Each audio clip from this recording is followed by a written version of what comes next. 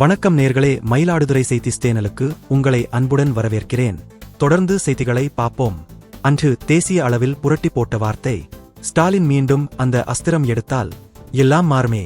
சென்னை 2019 லோக்சபா தேர்தலுக்கு முன் அப்போதைய எதிர்க்கட்சித் தலைவர் மு.க. ஸ்டாலின் வெளியிட்ட அறிவிப்பு ஒன்று மீண்டும் கவனம் பெற்றுள்ளது. தமிழ்நாட்டிற்கு காங்கிரஸ் எம்பி ராகுல் காந்தி வர உள்ள நிலையில் இந்த அறிவிப்பு கவனம் பெறுகிறது. கடந்த 2018ஆம் ஆண்டு சென்னை OI.M.C.A மைதானத்தில் கருணாநிதி சிலை திறப்பு விழாவிற்கான பொதுக்கூட்டம் நடந்தது. இதில் அப்போதைய எதிர்க்கட்சித் தலைவரும் திமுக தலைவருமான ஸ்டாலின் பேசினார். காங்கிரஸ் எம்பி ராகுல் காந்தி கலந்து கொண்ட இந்த நிகழ்வில் ஸ்டாலினின் பேச்சு அவரது அரசியல் வரலாற்றில் மிக முக்கியமான பேச்சாக பார்க்கப்பட்டது. கலைஞருடைய சிலை திறப்பு விழா நிகழ்ச்சியில் அவருடைய மகனாக இப்பொழுது நான் தமிழகத்திலிருந்து ராகுல் காந்தியுடைய பெயரை நான் முன்மொழிகிறேன். ராகுல் காந்தி அவர்களே வருக, நாட்டுக்கு நல்லாட்சியை பெறுக. நாசீச மோடி அரசை வீழ்த்தும் ராகுல் காந்திக்கு அந்த வல்லமை இருக்கிறது. ராகுல் காந்தி கரத்தை வலுப்படுத்துவோம், அனைவரும் ஒன்று சேர்ந்து வலுப்படுத்துவோம், நாட்டை காப்பாற்றுவோம், ஜனநாயக தீபத்தை ஏற்றுவோம் என்று தலைவர் கலைஞருடைய சிலை திறப்பு விழாவில் உங்களோடு சேர்ந்து நானும் உறுதியெடுத்து விடைபெறுகிறேன். நன்றி, வணக்கம். ஸ்டாலின் தனது பேச்சில் தமிழர்களின் வாழ்வில் மறக்க முடியாத நாள்.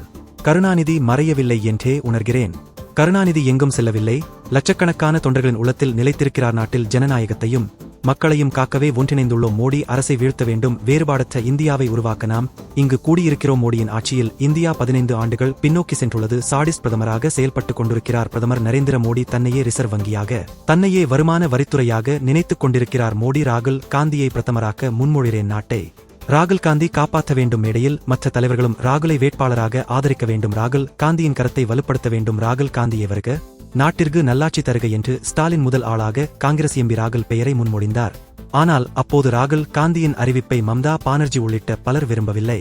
அப்போது எதிர்க்கட்சிகள் இப்போது இருப்பது போல ஒன்றாக கூட்டணியும் அமைக்கவில்லை. 2019 லோக்சபா தேர்தலுக்கு முன் அப்போதைய எதிர்க்கட்சித் தலைவர் மு.க. ஸ்டாலின் வெளியிட்ட இந்த அறிவிப்பு இப்போது மீண்டும் கவனம் பெற்றுள்ளது. தமிழ்நாட்டிற்கு காங்கிரஸ் எம்பி ராகுல் காந்தி வர உள்ள நிலையில் இந்த அறிவிப்பு கவனம் பெறுகிறது. நமது இந்த காணொளி இத்துடன் நிறைவடைகிறது. உலகம் முதல் உள்ளூர் வரை நடக்கிற முக்கிய செய்திகளை காண உங்கள் ஆதரவை லைக், கமெண்ட், ஷேர் செய்து தொடரலாம். நன்றி, வணக்கம்.